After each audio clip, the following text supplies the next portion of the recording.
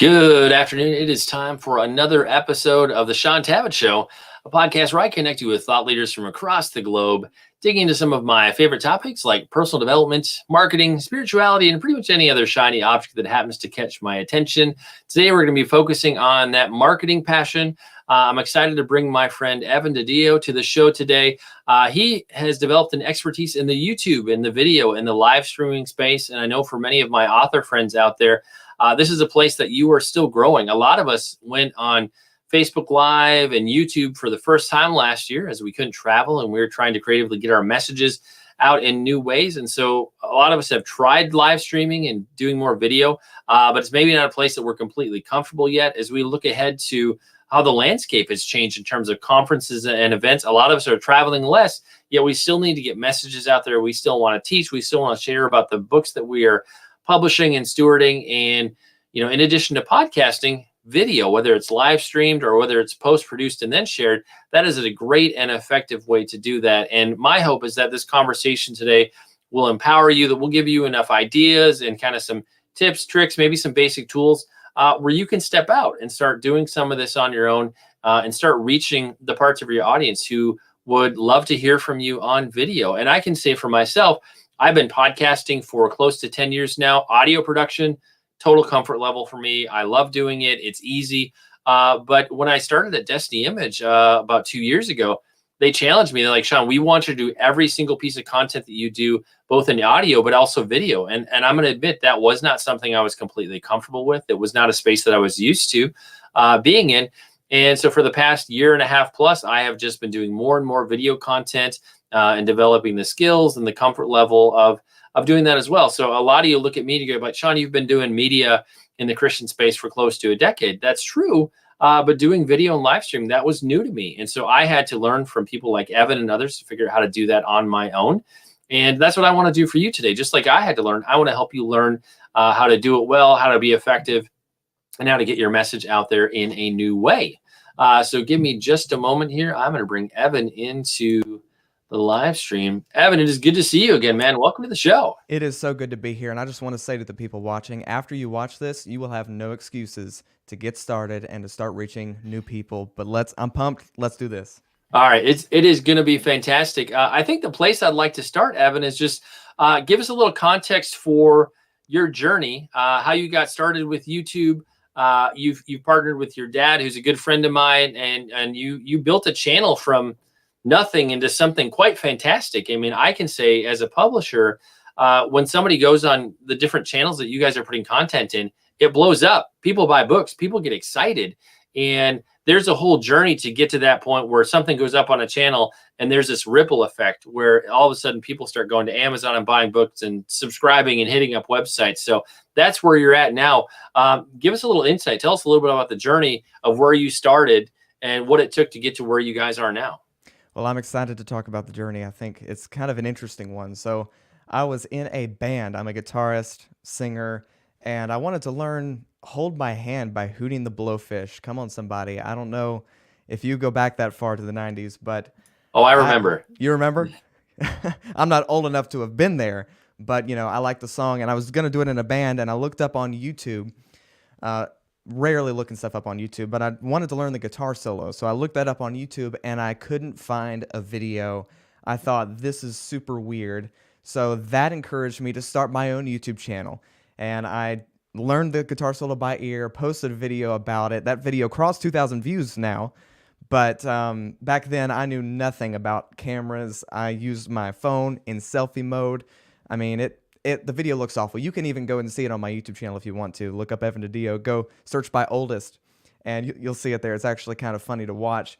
I haven't changed much. But since then, I started, kind of trying out some principles. I started learning some new things, really devoting myself to learning because lifelong leaders are lifelong learners.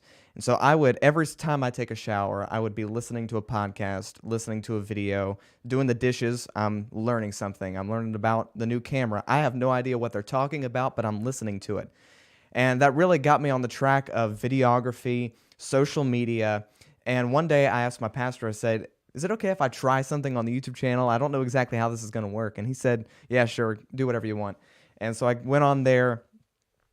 We had just crossed 1,000 subscribers, I think, after 5 years of being on, something like that, and would get maybe 1,000 views of video. Pastor originally was kind of paying some videos forward using some advertising.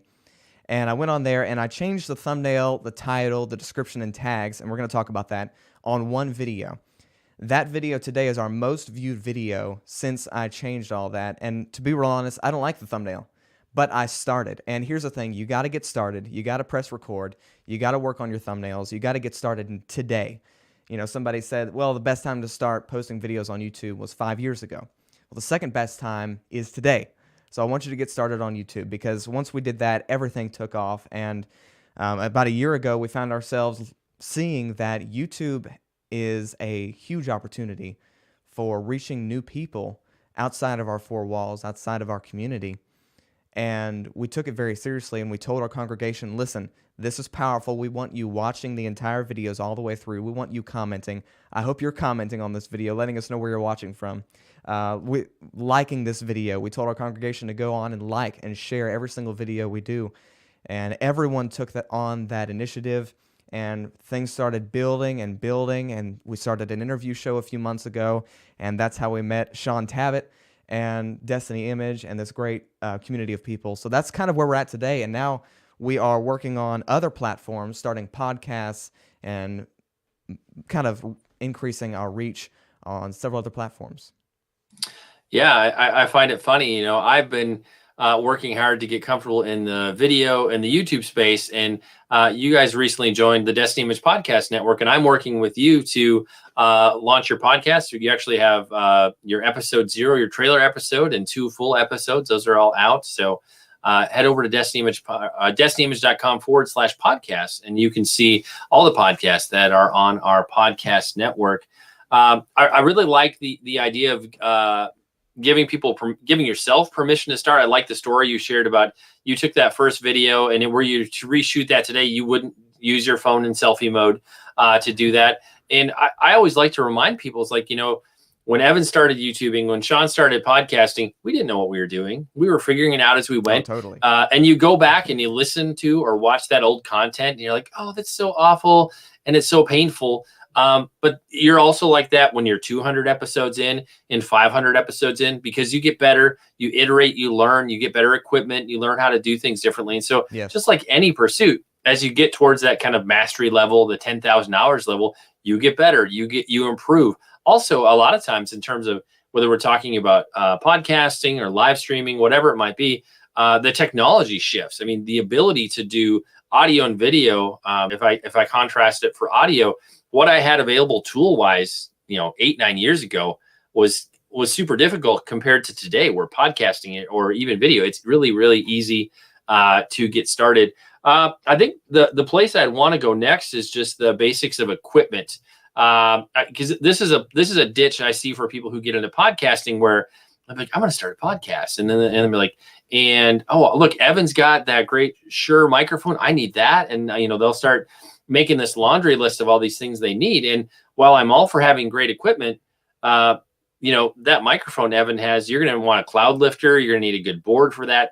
Things that are technically complex to set up and configure. And I'm probably not going to recommend you have that when you're starting, because I feel like adding a bunch of additional technical complexity can hold you back from starting today. It can hold you back from actually finding your voice and making content. So, I in terms of podcasting, I'm like, I want you to get 10 episodes in and find your voice and get comfortable. And then I want you to pony up some cash and buy the equipment you'd like to have to get started with. So I just find that can be a distraction. So in terms of equipment, Evan, I know you work with a lot of different authors and ministry leaders and churches and kind of coach them on how to get started. So at a very basic level, if I'm an author who wants to get started in live streaming and YouTube, what equipment do I already have probably in my office that I can use? And what are maybe a few things that aren't going to break the bank, but are must-haves for my home studio setup? Yes. So we're bringing it down to brass tacks. The only thing you need to get started is your phone. Now, 2.5 years ago, whenever I got started, phones were definitely not as good as they are today. So you'd really have no excuses. But I am glad that I shot that video on my phone. I didn't have a camera. I did, selfie mode. But I'm glad I got started on that. So your phone, I want you to get started on your phone. I want you to start recording. By the way, it's better to use the front camera on your phone. I didn't know that back then. It's better to use your front camera. Normally has better quality. If you're starting in podcasts, use the mic on your phone. If you want to do interviews, do a phone call and record the audio or something. I don't know. Start on your phone, and that's where you want to start. Now, I don't want you worrying about equipment, because what I want your goal to be is with every single video, get 1% better. So with every single video that I post, I'm saying, okay, I need to fix that. Whether it was a big deal or not, I'm going to get 1% better at that. So my goal is to get 1% better. But if you want to get started in like this, the way that this broadcast looks, I think one of the main things to do is upgrade your internet connection. And if you want to get into more editing, you're going to need a better computer. This is where you're going to want to start. At your Wi-Fi and your computer, those are going to be two major things that will kind of determine what you can buy, tech-wise with your cameras or microphones. Maybe you can get a Blue Yeti or a cheap microphone. I know that there are several really good microphones on Amazon for like $50 that plug straight into your computer, sound great. They even have apps you can download on your computer that will help you dial in the sound even better, or just auto if you don't know what you're doing. So you can start with that. And I've got tons of videos on my channel talking about tech like that, but I just want you to get started on your phone because I think that's the most important place to start. Yeah, just start with what you have. I want to get a little bit more into some like studio setup a bit later in the conversation. I think the place I'd like to go next, and you had alluded to this earlier, once you change a thumbnail and some of the tags on a video, all of a sudden you got a lot more traction with this. And this is one thing I see a lot on YouTube, where I'll find authors and leaders who have, somewhat of a presence. They've got some traction with the channel, but 9 out of 10 times there are 0 tags. There's no description. There's maybe just it's something where they've got StreamYard or some other tool connected to their YouTube channel, so that's a feed point for their video broadcast, but they're not actually taking advantage of any of the tools built into YouTube to allow more people to discover that content. And some of those videos, I often would say, magically blow up organically, and they get a lot of attraction, or a lot of attraction and traction, I guess. But really, those videos are missing out on the really experience of the fullness of the potential that they have. It's great that it went viral and got a lot of views, but had they put in the right title, had a great thumbnail, done some tagging, it could have maybe 10x'd what it was able to do without any of those things. So give us a rundown of kind of those top things you need to make sure you're hitting for every single video, just to maximize the discoverability, because we're doing a disservice if we're not using the tools that are easily at hand to put that content in front of as many people as possible. 100%. So let me just go ahead and give you the basics to this. YouTube is a search-based algorithm. So people are searching for things. I want you to think about it like this. Whenever you search for something, how to fix my dishwasher, for example, what are the videos that pop up? Now, I want you to start thinking in reverse. Why did those videos pop up? Why am I clicking on this video instead of this video? Pay attention to the thumbnails, pay attention to the titles, the way they are framed, and start applying that. Of course, not dishwashers, unless you're talking about dishwashers. But I want you to start applying that to your channel. Now, I use something called vidIQ, VIDIQ.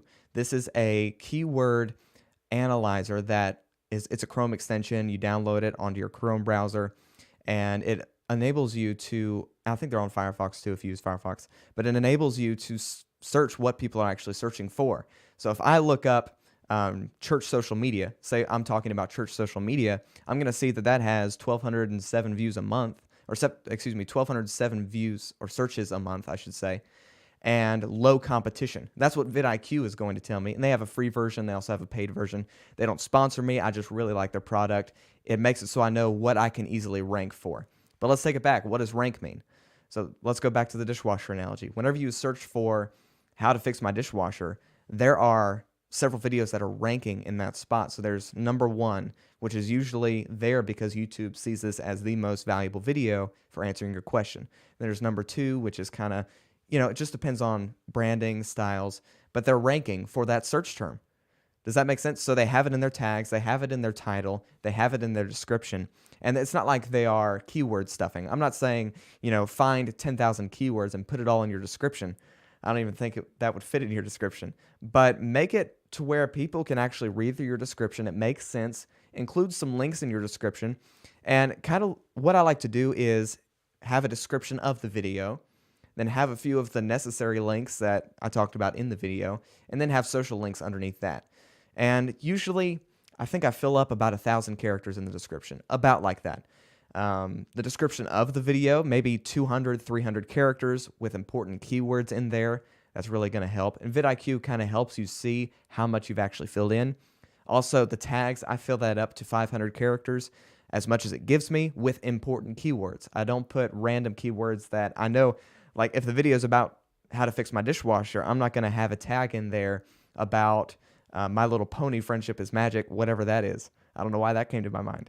But I'm not going to have that in the tags, because then YouTube's going to see this is kind of clickbaity, and they're not going to promote that on the My Little Pony. When someone searches My Little Pony Friendship is Magic, how to fix your dishwasher is not going to come up. YouTube recognizes that. And then another important thing to realize is the most important metrics on YouTube. Let's kind of get this down to the basics, because this is vitally important, especially in 2021. Things are updating every year, and this year, the two most important metrics are click-through rate and audience retention. Click-through rate and audience retention. What does this mean? Click-through rate is when someone sees your thumbnail and clicks through. Makes sense, right? An average click-through rate is between 2 and 10%, I believe, on YouTube. So if you see your click-through rates at 5%, and you're like, that's terrible. That's pretty normal. About 5%. Sometimes I get an average of 10 to 14% because I spend a lot of time on my thumbnails and my titles. But that's something you can work on. And then audience retention is how long of a percentage are they watching the video? How much of a percentage are they watching the video? You want to get this above 50%, which means short form content is becoming more and more valuable. With TikTok coming out, there's more competition for YouTube. So YouTube's now developing YouTube Shorts, which are under 60 seconds. I'm not going to go into that right now. You can look that up yourself if you'd like. But it's all about audience retention. If you can get that above 50%, which is easy for a 60-second video. So let's say you're an author, you're talking about your book. You can answer a question in 60 seconds or 59 seconds. And it's easy to get more than a 50% audience retention on that. Is that kind of making sense? Now, there still is a place for long-form content. So long-form content like this is longer, 25 minutes. People even do mega videos, 2 to 5 hours, which there's a place for that. But that's not every single video you do. I kind of mix it up on my channel. I'll have my normal video between 2 and 10 minutes, and then every once in a while I'll post a short, maybe every other week, that is under 60 seconds, really increasing that audience retention. Yeah, I think where I'd love to go next a little bit more would be related to titles versus tags. Is it good to have some overlap between some of the words we're using in our titles and our tags, or like is there any good rule of thumb you could share with us there? I'm personally curious. I struggle to know, should I overlap and use the same words in both places? That's a great question. So it depends on the keyword that you really want to go after. YouTube themselves has said that tags don't matter as much as they did a year ago, but why wouldn't you fill out the tags? So fill out the tags with relevant keywords, and the one you really want to go for, that's the one you put in the title as well. So put them both. I want to focus on one specific keyword, church social media. There are church social media tips, church social media strategy. Maybe church social media strategy is the title, and I put that in the tags as well. I find a way to include it in the description. So yes, it is good to overlap keywords in the tags and titles, and not overdo it, of course. Don't make it salesy, but it is definitely helpful to overlap them through YouTube and other platforms as well. Well, and I like the idea you gave in terms of an author promoting a new book. Are there questions you could answer? I think that could be really interesting. Yeah. Kind of short form, 60 seconds. Because think of how you use YouTube. Most of us, we're searching for stuff, and so we're trying to answer questions. And so could you use a question in that title and you can answer in 60 seconds. And the thing I love to remind people is, like, we're kind of in the Wild West in terms of audio content, video content. There aren't a lot of rules. There may be some best practices, right, but you can test something. And if it doesn't work, iterate, do something else and try again. So it doesn't hurt to use YouTube and even podcasting as kind of a sandbox to test things out and play and get better. And also what works changes and shifts as algorithms change. Also how people consume content, what people are interested, that shifts too. So, you might discover something that works really well for a season, and then 6 months from now, things are different. And so you are going to have to be willing to change along with how things ebb and flow with algorithms, cultural consumption, all that sort of thing. Yeah. And I would like to say most videos that you post on YouTube won't take off until 30 days, 6 months later. So if you post something, you do everything I tell you, and it falls flat on its face, I don't want you to blame me right away. I want you to commit to the process, commit to posting at least once a week if you can, or once a month, and just stick to it and keep posting consistently because it's going to take off at some point. Well, next I'd love to talk about kind of live streaming versus edited post-produced content. So this video right now, we're hosting this on StreamYard. We're actually live streaming it out to a couple of places.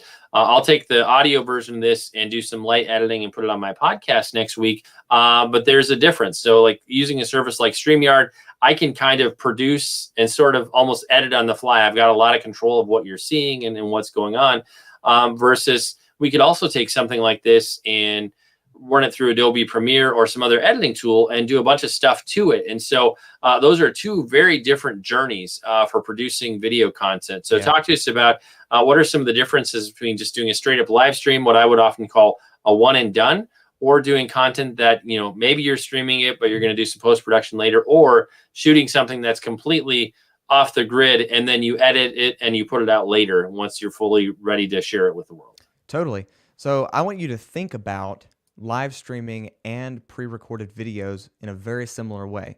Now, they are very different, but I want you to think about them similarly. And here's what I mean.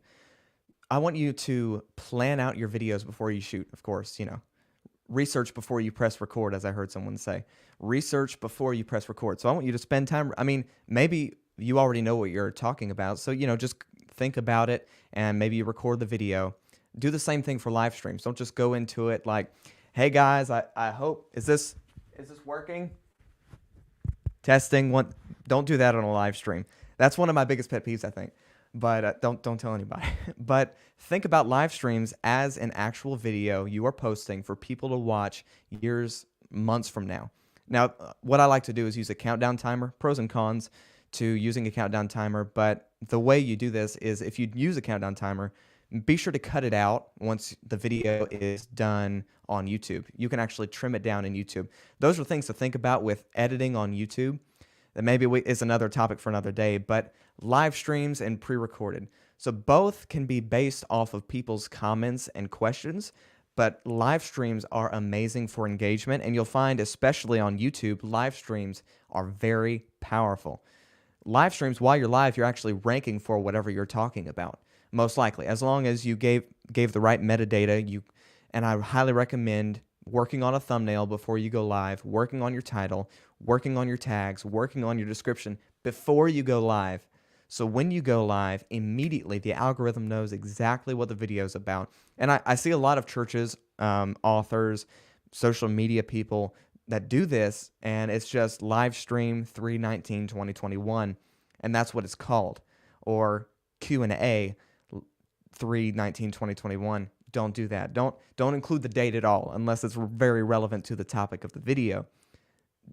Give an accurate title for what the video is about, because then you're going to get more people on. I'm not saying you're going to have thousands of people on as soon as you start live streaming. You might have 0. You might have 1. You might have 2. But consider it like it's a pre-recorded video, if that makes sense. Plan it out like it's a pre-recorded video and go live as if it's pre-recorded. Share it, get the buzz going, and this is something to consider. This is something I encouraged my pastor to do a year ago, and it really worked for us. Again, you don't have to do this if you don't want to. We realized we were streaming to Facebook and YouTube at the time, and we realized YouTube is more for long-form content that will last forever. I know many of you have probably noticed on Facebook, you post something and 7 days later, it's dead, right?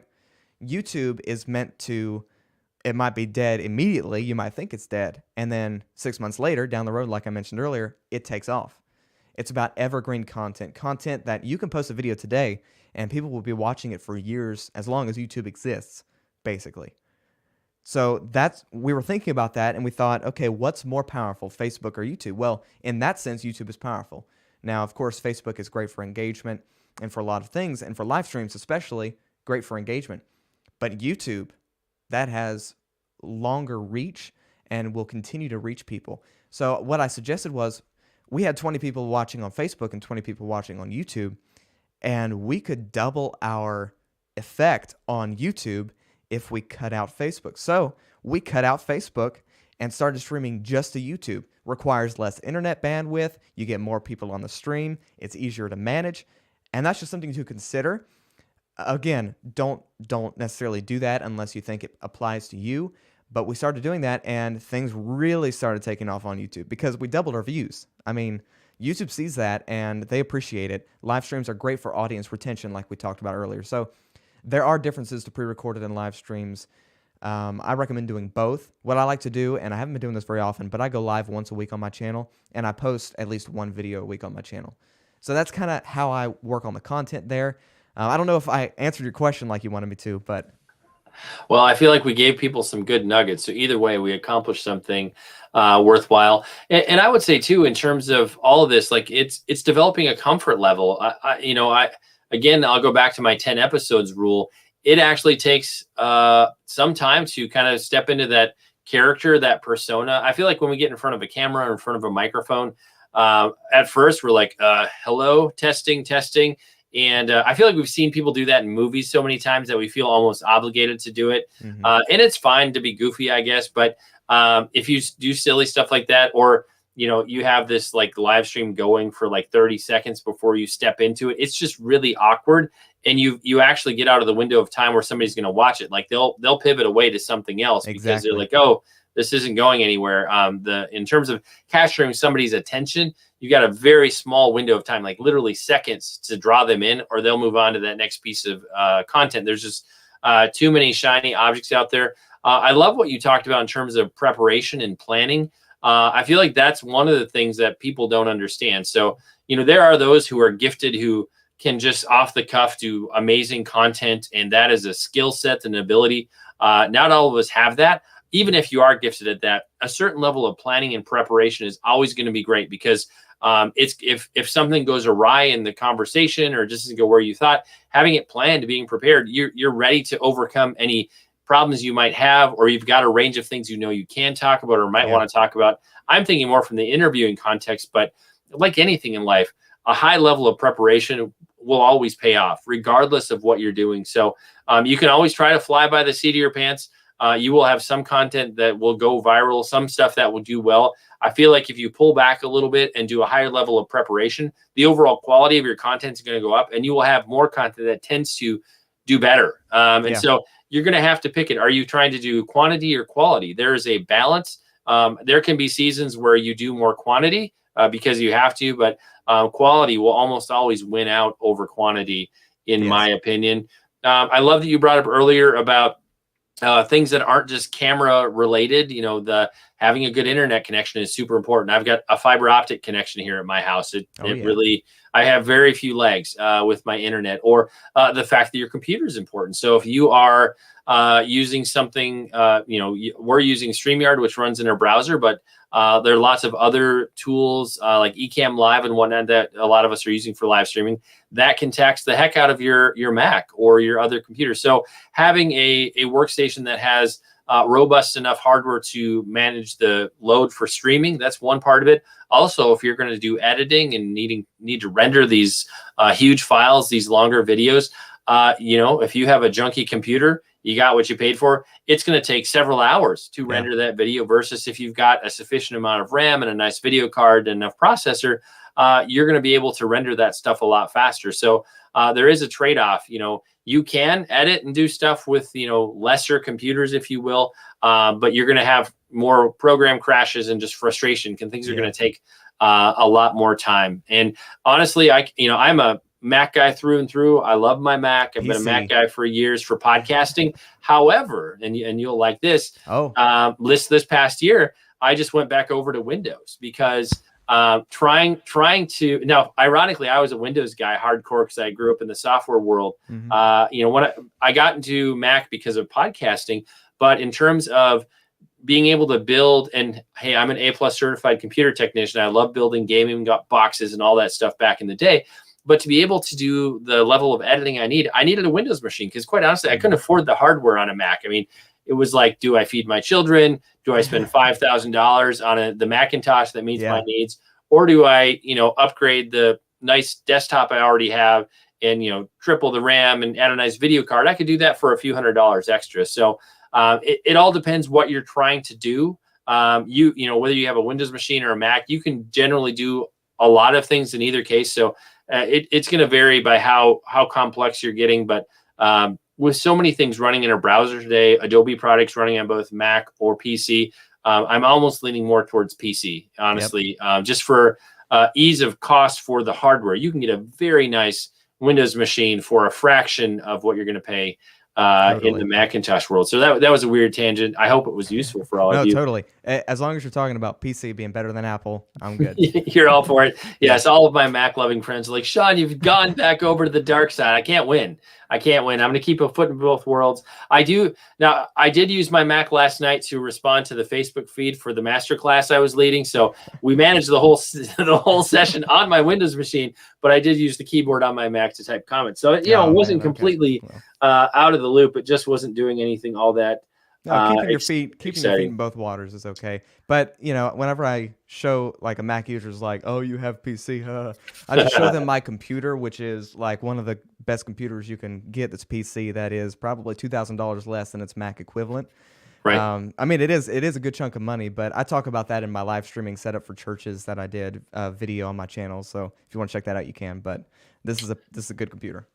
Well, I've got two more places I want to go before we wrap up. So in terms of like a basic setup, a lot of us are doing stuff from our home office. Technically, my home office is a ginormous walk-in closet that's almost as big as a bedroom. But a lot of us, just because of transitioning to working from home and just how necessary live streaming is, we're in weird spaces in our houses. It's the place we have to work. But in terms of camera, lighting, what's behind me, I've got a green screen behind me to create this effect. What are a handful of like best practices to, regardless of what you have, working with what you have or getting some additional lighting? How can you make the space you have to work with look as good as it can? Yeah. So what I would say is do a live stream during the day whenever sun's coming through your windows. Go to the Dollar Tree or the dollar store, something for $1. Pick up a bathroom curtain that will diffuse the light. That means it's going to take the sunlight that's shining through your window and make it really soft. So you see the light that's on my face is really soft. The shadows aren't very harsh.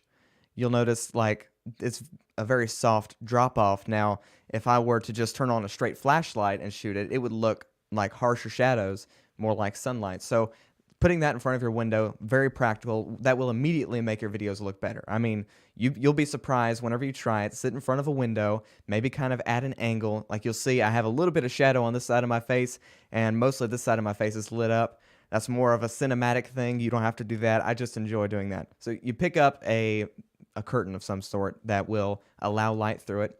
I recommend upgrading your Wi-Fi, upgrading your computer. And whenever you've done that, pick up a good capture card for maybe $120, like the Elgato Camlink 4K. Pretty good capture card. And then pick up the Sony ZV-1. This is a fairly newer camera.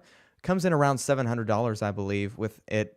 It's not interchangeable lenses. It's not a really fancy camera, but it's going to give you a really good shallow depth of field. So this wall is literally arm's reach right here, but it's so blurred out, it makes the space look a lot nicer. I'm not using that camera, of course, but it's going to look very similar. It's going to make the background a lot blurrier, and the Sony ZV-1 is a great camera for that. You connect that through an HDMI cable into your computer, get something like StreamYard. I really recommend using StreamYard when you're starting out.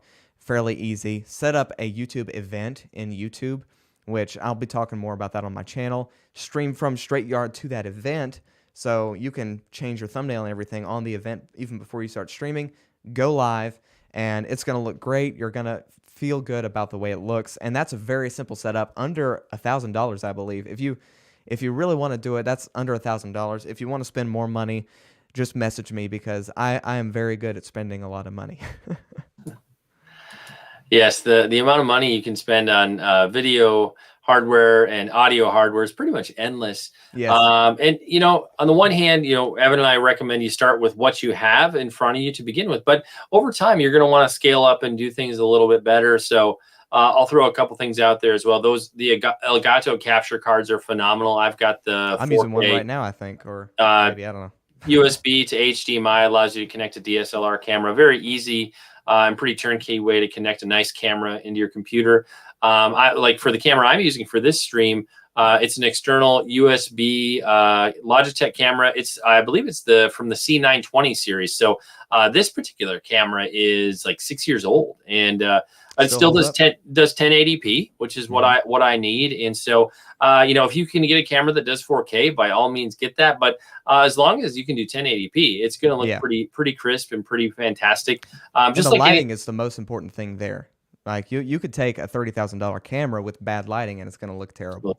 So sit in front of that window is going to change everything. So definitely.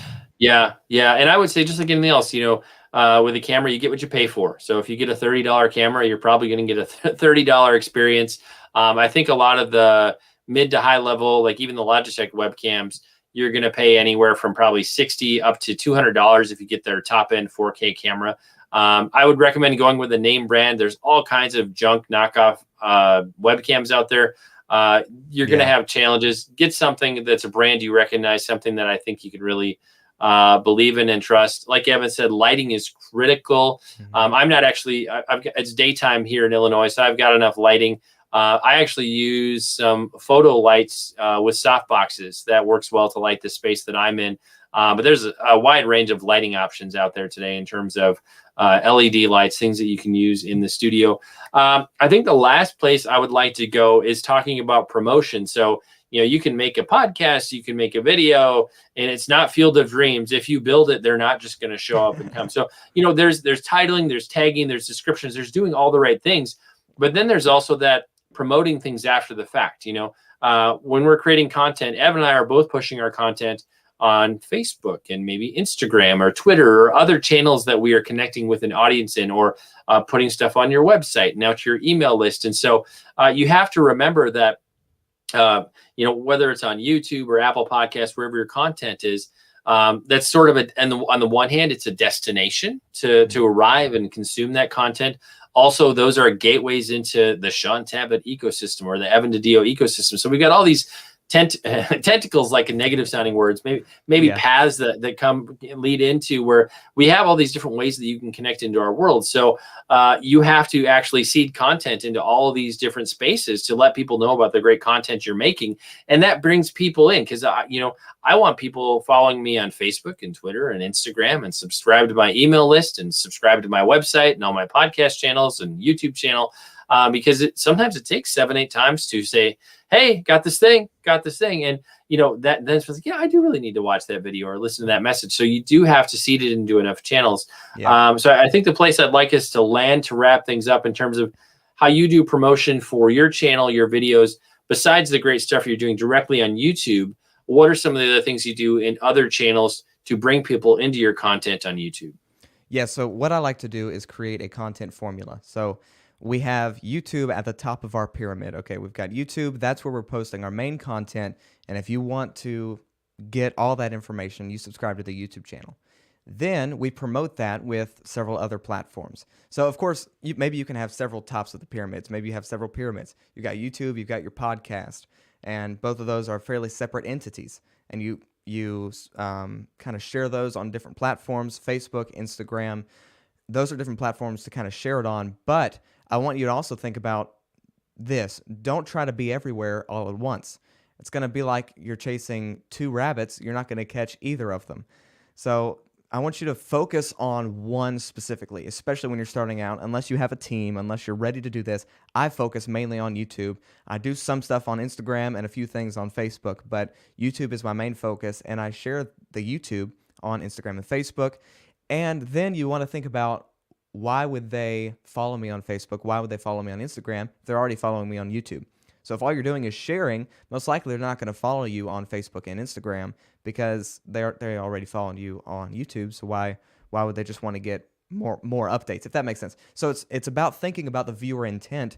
And so how can you make those platforms different So that way, even when you do promote something, people are like, okay, yeah, I need to go watch that. But they they keep following you because they know you post quotes on Facebook, or I learn more about you and your life through your Instagram stories. So that's why I'm going to follow you on Instagram.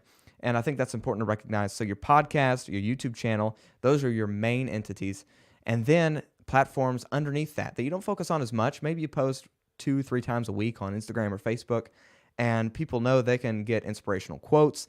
I think Gary Vee, and I don't, promote all of his stuff.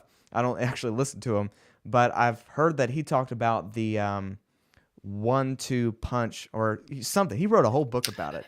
Jab, jab, jab, right hook. Yes, that's it. So you jab with this helps you, this helps you, this helps you, and then right hook, I'm selling you something. Does that make sense? So you're saying, I'm giving you great content, giving you great content, and then I just posted a YouTube video, and you're kind of giving them, okay, like 1 out of 4 is you're actually selling something. So it's important not to sell all the time, but it is important to sell or share. Yeah, there can be a tendency, to I need to be everywhere all at once, and you start diluting the effort or the effect you're having. Yes. I always recommend, pick 2 or 3 places that you can do well, that you have time. If you only have time to do really well on YouTube, then just be amazing on YouTube and forget about everything else. Also, I think the thing to keep in mind is, where is the audience that you want to reach? If there's a certain demographic that you want to reach, and they largely, maybe it's Xers and boomers, we're mostly on Facebook. That's where you're going to reach a lot of those folks right now. So you could focus a lot there, and it would probably be fairly effective.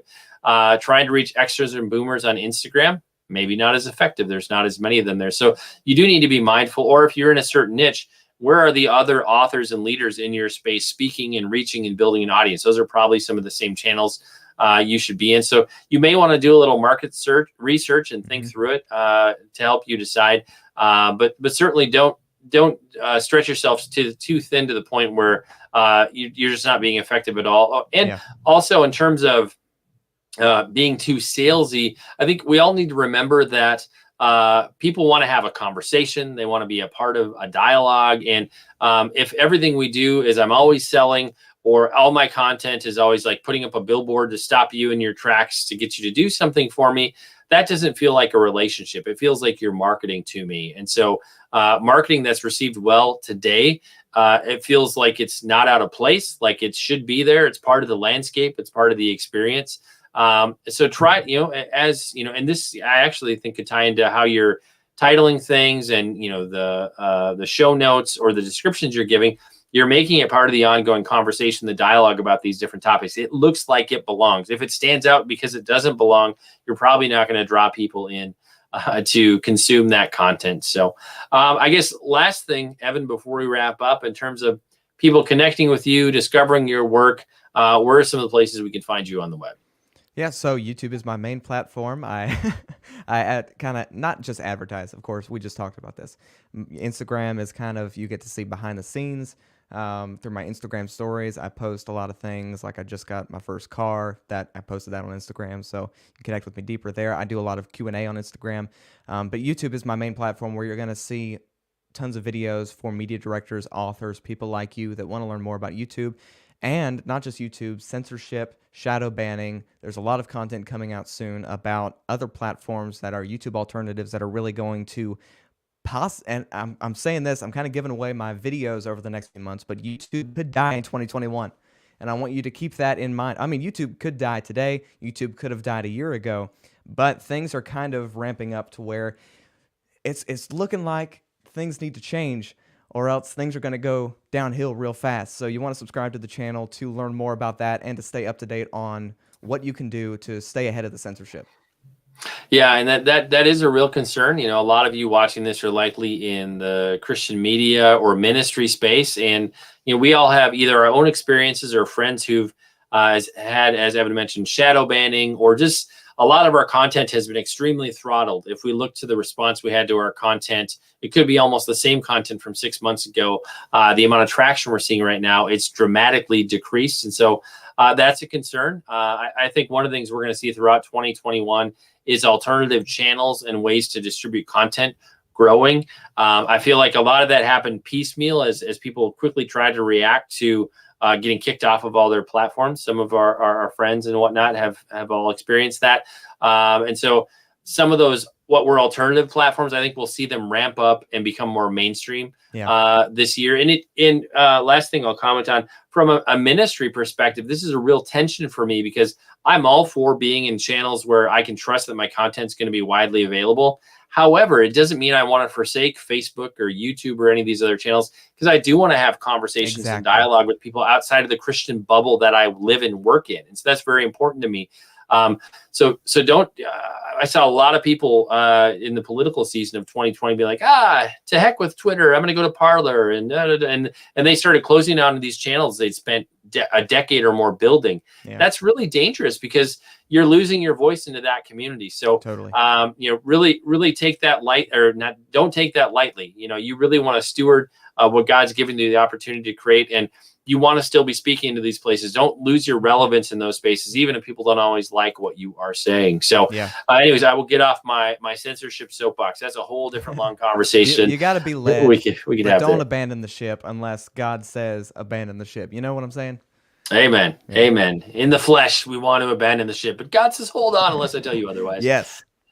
Well, Evan, just a delight, a pleasure. I so appreciate you just investing in us and giving of your time and your expertise. And maybe we'll have you come back another time to get a little more in depth on some of the more complicated aspects of video streaming. But for all of you who've taken the time to watch this or listen to this, if you have other questions, feel free to reach out to me in the places I can be found, or some of the places that Evan said you can discover him. Or if you're like, man, if you do another one of these, I'd like to learn A, B, C, D. Give us some ideas. I'm always open to finding out what you want to know about. So, but again, thank you for joining us for this special, it's not lunchtime, but a lunch and learn episode of the Shaun Tabatt Show. You want to find me, head on over to ShaunTabatt.com. I've got some almost 600 episodes of the podcast there. Wow. And thanks for joining us. Hope we've impacted you, given you something to think about, and we'll talk to you again soon.